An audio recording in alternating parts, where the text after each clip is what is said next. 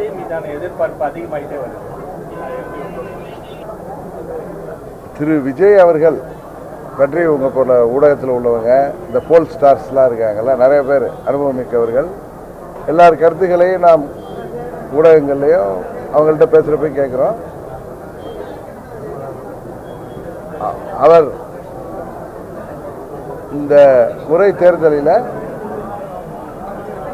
எப்படி மறைந்த புரட்சி கலைஞர் விஜயகாந்த் அவர்கள் 2006 தேர்தல் போது ஒரு இம்பாக்டை கொடுத்தாரோ அதுபோல கொடுக்கின்ற வாய்ப்பு இருப்பதாக நான் கருதுகிறேன். அது எல்லா கட்சிகளுக்குமே பாதிப்பை உருவாக்கலாம் என்று தான் நான் நினைக்கிறேன். நான் சொல்லுவது யதார்த்தம்.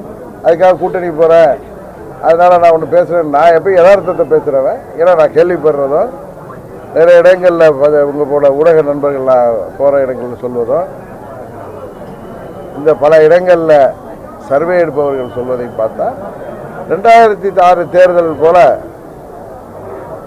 ஏதோ ஒரு இம்பாக்டை உருவாக்கலாம் என்று நான் நினைக்கிறேன்.